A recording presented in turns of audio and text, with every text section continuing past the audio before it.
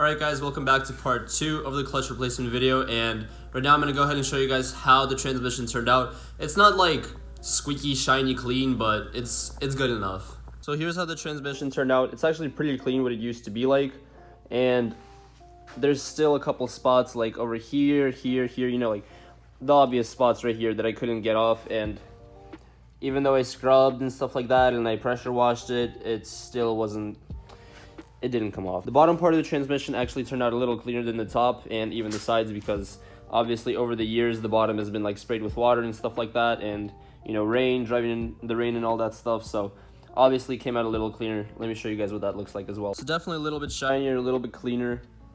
I was able to get almost all the dirt off this part, off the bottom part, except for, well, in these little holes right there, whatever you want to call them. But as soon as we get to like the mid side of the transmission right here, that's when you can start to notice like dirt and grime still on the transmission. So yeah, otherwise pretty happy with how it came out. I just don't want to work with it being, you know, like all greasy and sloppy and all that stuff, so I'm happy with the result, and I know I'm going to be a lot cleaner when I'm working on this thing again, when I'm putting it back in. And as for inside of the transmission, I just kind of washed like these edges where I might grab on with my fingers.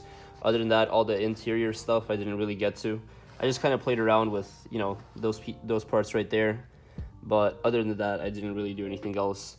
I messed around with where the starter went, where I'm going to grab it, and that's pretty much it. That's what all goes into the internal of the transmission. All right, so on the shifter, while examining it, here's the things that we can notice. So I already talked about this bushing right here, how it's easily removable, and this bushing really isn't even a bushing at all. So I mean, that's just a lot of slop.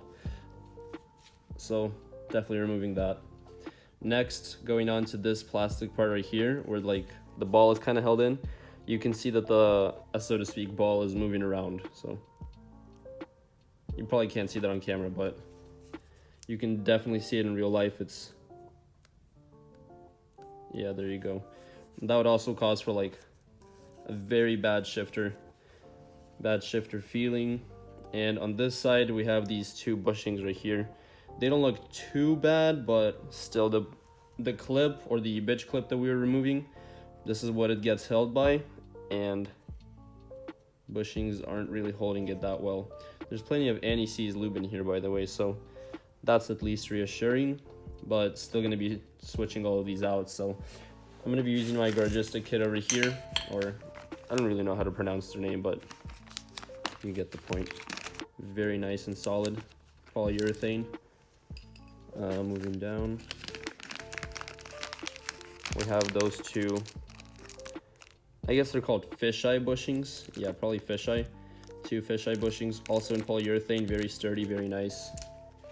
And last but not least, we have this plastic piece that holds the ball kind of in place. All right, so first things first, I'm going to be removing this bushing out of here, and I don't remember how I did it in my M3, just because I did mine I think like 3 years ago, but seems to be working just to be pressing in this part right here, and the rest I feel like I can just get out with a screwdriver or something, or maybe not, because E36s like to be difficult sometimes. So okay, so I got the bushing out, and I found the easiest way to do that was to kind of cut this center part right here. It was kind of in there like this, so I just cut it straight through, and then I grabbed a screwdriver and I poked in between the bushing itself and the metal piece right here, the carrier. Went all the way around, flipped it over, did exactly the same thing, and then I grabbed some pliers, pulled it out. So it wasn't that hard. Comparing the polyurethane bushing to this one, you can definitely see the corrosion and all of that.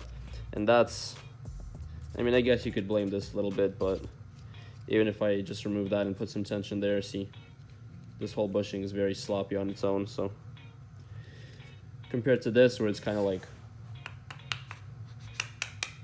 I'm pretty sure I can't even press it down, not even close. Yeah, so this is going to be a very nice replacement. Very happy that I got this. I actually went ahead and replaced the fisheye, or the oval bushing right here as well, and these are more metal than anything. I don't think I remember mine being metal. I think mine were like a really hard polyurethane. These seem to be metal. But yeah, to pull this bushing out wasn't that hard at all either. That's what that looks like right there. This one wasn't as bad. I feel like this was This one has some metal inside of it as well, or something like that. Or maybe it was replaced before, but also wasn't that bad. What I did with this one is I took some pliers and I just kind of yanked it out. So that's pretty much all I did with that. Next order of business is going to be to remove the shifter itself from in here and to remove the plastic piece right there. And I guess it doesn't really matter if you break it off in there, but I don't know, we'll see how it goes for me. All right, so I thought this was going to take a lot longer than it did. Basically, I just found these two slots right here on both sides, and I pressed the plastic in while it was secured, and it just comes out all on its own. I think that this should just pop out. Yeah, there you go. So nothing hard there. I think I'm just gonna whack this thing just for fun. Yeah. So basically, yeah, that's how you remove that. Nothing hard about it. And I'm gonna go ahead and clean this up. I already bought some anti-seize lube. Definitely want to make sure you have that. And then I'm gonna put the new bushing or the new plastic piece in here. And right before I pop this back into place, I'm gonna put some anti-seize lube all inside of this part.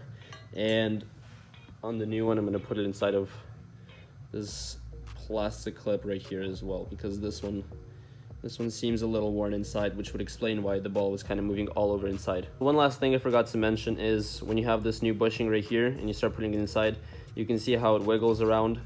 So basically, obviously, just go ahead and crimp this in, clamp it in or whatever, squeeze it in tight. Make sure it remembers its form, kind of push it all the way in, and then you can put the bushing in and it's gonna move a little less. But I still need I think I'm gonna do this with like a wrench or something, and I guess I'll get back to you guys as soon as I do that. Okay, so I crimped the metal piece down, put the new bushing in. It's sitting nice and sturdy, very hard to move. And I also put anti-seize in here. Let me also show you the brand that I'm using. You can get this at any AutoZone, Advanced Auto, whatever. That's it right there. And now it's a lot more sturdy. It doesn't just flop down. It definitely feels a lot better. It doesn't move up and down. And I also got the new bushings in here, as long as the bitch clip. And I'm not sure if you're supposed to remove this underneath the car or anything, but I'm just gonna leave it pointing up for now, just in case, because I know that's gonna be enough space. So all in all, feels a lot better, feels a lot stiffer. Everything's a lot smoother, so everything's oiled up as well. And for now, I'm just gonna go ahead and jump the car and start working on the clutch itself. Actually, right before I do that, let me show you the new pin. It's brass, really nice. I'm gonna go ahead and put it in there. Nothing hard about it, just put it right back in and that's it. All right, at a first glance, the clutch is rusted to crap. All this oil right here, that's just the rear main seal leaking. That's where all my oil is going. Wow. Pressure plate, flywheel, all of that is rusted to junk. I'm really hoping that these bolts aren't stripped, because that's gonna be a miserable time. I'm gonna go ahead and probably hit it with some PB Blaster, and then I'm gonna hit it with some heat. Wow, that is nasty. Probably gonna wash off that part right there. I'm probably gonna get back to you guys as soon as I do that, because this is gonna be an extended cleanup. 1 hour later. Okay, so I got the flywheel, the clutch, everything else off, and this thing is cooked. So there's the pressure plate. And as far as the clutch goes, you can definitely tell that it's been eaten, thing's gone. But I think that this is original because it says made in Germany. I think on this side actually. Yeah, it's on this side. Check this out. Where's it at? Got our BMW marking. And there it is right there. Made in Germany. I have a strong feeling to believe that this is all original stuff, because one, it's all very rusty, all very old, and actually I noticed that the flywheel, the two pieces, they move apart from each other. I know that shouldn't be like that. And here we have the new flywheel, pressure plate, clutch. Everything is nice and new. I'm not going to touch that, but okay. And this is easily double the weight of this flywheel, easily. I mean, obviously you can tell this is dual mass. I'm not sure if this is supposed to move actually. I'm positive that it shouldn't, but correct me if I'm wrong. Pressure plate, nothing different there, everything's similar. Clutch, stock replacement, so yeah. But anyways, about to get back to work again. So here we have the dumbest tool. I don't know why AutoZone has the dumbest tools, but I had to shave these little legs down right here just to grab onto this bearing. And at the last second, I noticed that the bearing wasn't backing out. and this thing was bending because there's no like extra space over here, so it started hitting against this body. Bushing is done. I'm not sure where the new one is. So they sent me 2 of them because E36s have 2 styles. I'm thinking mine is this one right here. It actually does matter what bearing you have, because if your shaft over here is too thin or too thick, then the other bearing isn't gonna fit in here. So there is a difference, so I guess just order whichever one fits through here. You can measure the diameter right here and send the company, or look in the details, or select the proper one that they have. So make sure to look at that for sure. And I'd also put some grease over here just so this thing slides easier over here.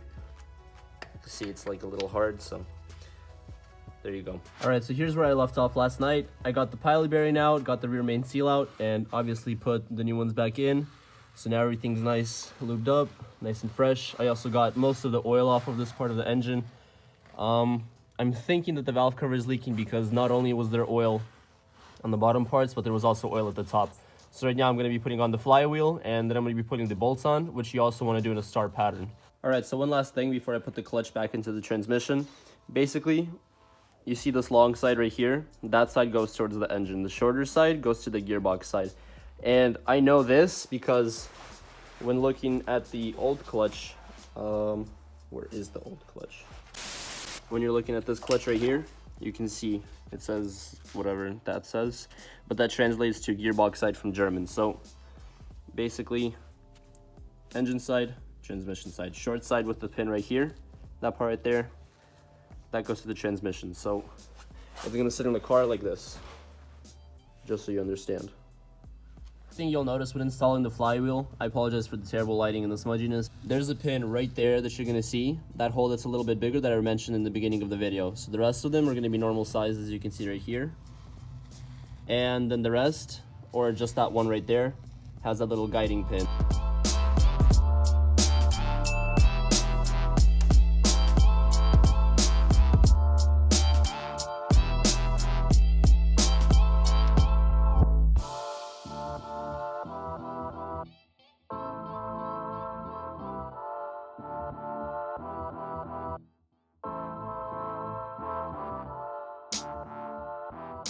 All right, so the clutch, flywheel, pressure plate, all of that is in, all of that is torqued to spec.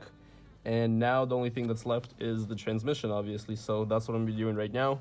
And I guess the only tip that I have for that is just to be careful with how it goes all the way up there. The shifter, how you put it in over there. Probably basically the only tip that I have. Other than that, once you have the transmission and it sits on those splines over there, what I would make sure to do is catch 1 bolt down here, maybe even 2, and then put a jack stand underneath it, just because I wouldn't put so much strain on the bolts. But that's what I'm gonna get to doing right now. I may record it, I may not, depends how much movement I have, because I'm like laying on cardboard over here and it's pretty dirty. So I'm gonna take all that out, clean it up, and then I'm gonna get to work.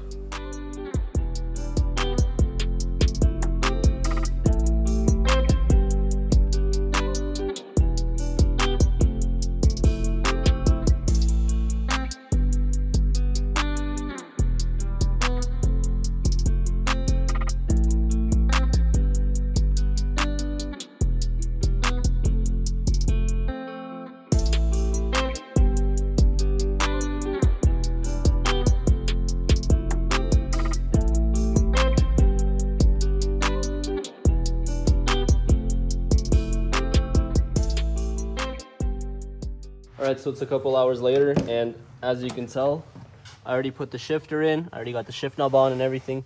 And let me tell you, this shifter feels a lot better. Like, it actually bounces back, doesn't really shake anymore. I don't know, just a lot of stuff improved. So very happy with that. And we go underneath the car. Obviously, last time we didn't really have the transmission on. And actually, while I was putting that on, in the middle of it all, the phone kind of died, so couldn't really record. But yeah, so I have everything in place, everything's sitting nicely. I even put the slave cylinder back in, got all the bolts mounted up, and now I just need to throw on the X-brace. Actually, probably first I'm gonna need to throw on the drive shaft, heat shield, exhaust, and then the X-brace. Yeah, let's not get ahead of ourselves. But yeah, pretty much very straightforward, nothing really hard. And it was a lot better working with a clean transmission, with a clean surface, because your hands aren't really getting dirty anymore. So anyway, now I'm gonna go ahead and put the drive shaft in. And after I put the drive shaft in, I'm gonna put this on, like I said, then the exhaust, and we should be squared away and we should be able to give the M3 a first start. All right, so I got the exhaust back on. I got the drive shaft. I got the heat shield. Everything's back on. Everything's bolted into place. Only thing that I have left is this bar right here, size 15, that I can't find anywhere. But everything else buttoned up pretty nicely, and honestly, it's kind of leading me towards the cause of concern, because everything's going way too smoothly for a job like this. So I'm kind of nervous. We'll see once I start it up. I have a thought that maybe it's gonna go into first and it's gonna grind again, but I don't know. I'm gonna button this up right here, this bar right here. Then I'm gonna put this wheel back on. Put the wheel on and give her a start. Still a couple other things that I need to address on this car, but other than that, she's good. Got a new clutch in. Hopefully the transmission works fine. Here's all the crap. So I really don't want to change out this transmission, because when I started looking on the VIN number on the tranny itself, it said WBA, and the rest of the VIN number said exactly the same as the VIN number on the car. So the VIN number on the car does start with WBS, and I checked all the other VIN numbers, and yes, it says WBS. They all match, and it is an M3, it is a genuine M3. But for some reason, it says WBA, and the rest of the VIN number is exactly the same. And I started looking online, and it's some sort of really expensive transmission that's like a rare of some sort. So really not sure, because I don't know, maybe it came in the European M3s, I'm not sure, but really don't want to change it out, because again, rare transmission. So doing all I can so I don't have to replace it.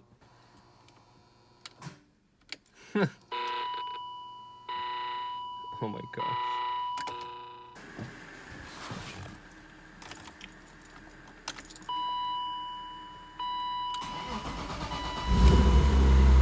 Nice. Starter's definitely a lot better. Oh, makes me so happy to start the car and hear all the right noises and just know that nothing's messed up. All right, so everyone heard how it started and it sounded pretty nice. So now the main thing is to see if it goes into first, because my theory was that it was just the throttle bearing going bad, but things have been going awfully smoothly. So